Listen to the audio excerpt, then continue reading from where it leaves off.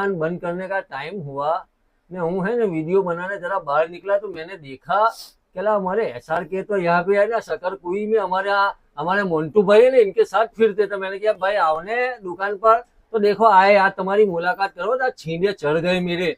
बोलो भाई क्या भाई कहना। हूँ भी है ना कपड़े लेना आया हूँ ने गाड़ी एमएलए के अंदर याद रखियो तुम्हारे भी लेना हो ना कपड़े ने की क्वालिटी की बात करें तो भाई एक नंबर है। लवंडरी कलर चीकू कलर और तरबूज कलर बड़े जात जात के कलर के रंग में रंगीन तुमको कपड़े मिल जाएंगे हुआ है।